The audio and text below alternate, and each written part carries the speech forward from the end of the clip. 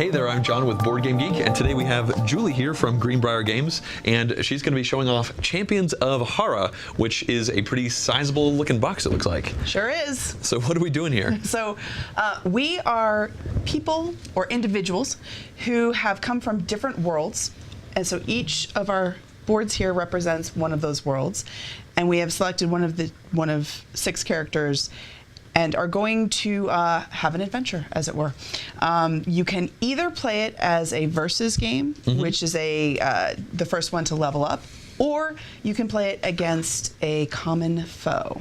So we've got these cool little minis that aren't very nice. They're not very nice. They were nice, but now they're not anymore. Right. So the point of the game is to take your starting hand. Each of the characters has asymmetrical abilities.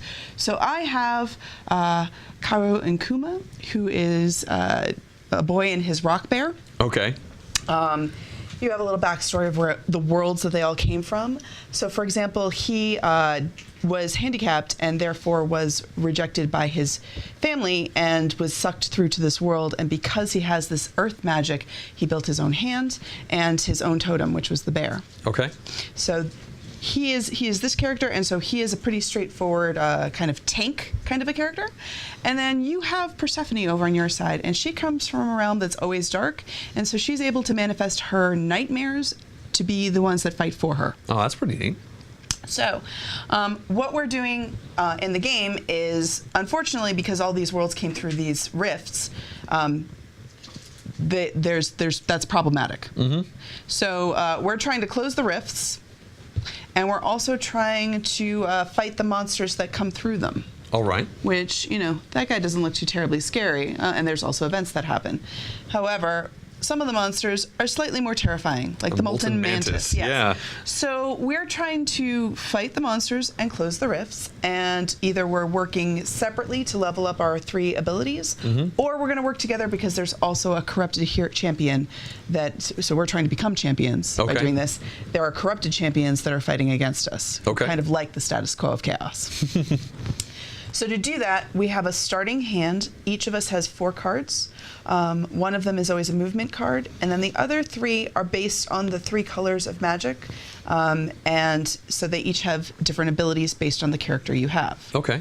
When you play, you either take a card that's in hand and put it on the board, and then do that ability. So I could do that and then move up to 2. So, as Karo and Kuma, I might move 1, 2, so that I can try to close this rift. Makes sense. There are different ways to do that, but mostly for closing rifts, it's a dice roll and then spending some of my spirit or my force of will. However, if I wanted to, say, go head over towards this mantis and fight it, I better be prepared to also be able to hit it for at least 3, because that's the power it has. It can hurt me back for 2, and it has a shield of 1. If I have in hand the ability to hit it for those 3, that's great. If not, I'm going to have to wait and take some damage and try to build up my strength to do so. Okay. Once I've played 3 cards, because I have 3 actions, that's my turn. It would go to the next player. However, the next turn, I'm going to flip these around, and now I have the choice to either play the card from my hand down or pick up the ones that are on board and put them back in my hand. I see. And usually the on-board powers are a little bit more powerful, so I'm trying to puzzle out the best way to use my resources. Okay. In addition, he has pretty much a straightforward, he has 4 extra powers or ability to spend, and as the day goes on, he gets weaker and weaker and then charges back up. As opposed to Persephone here, who has, she has to actually get close to the danger. It frightens her, and then the more terrified she becomes, the more powerful her nightmare becomes. Oh, that's interesting. But then she charges back down, so it's a catharsis, and then she leaves. So each of the characters has a different way of leveling up their power, and some of it is, so this is just a reset. Hers is a back and forth. Some of the characters just is a slow build as the course goes over, so they all have asymmetrical abilities. Okay. At the end, there are 12 scenarios for the co-op, so it really does depend on what kind of game you want to play. Some of them are solo, some of them are 2+. All of them have different objectives, but all of them use the basic premise that that's how you Great. what you're doing in the game. How many of the playable characters are there in the box? There's 6 of the characters and 3 of the corrupted. Oh, great. Okay. So how long about does it usually take to play a full game?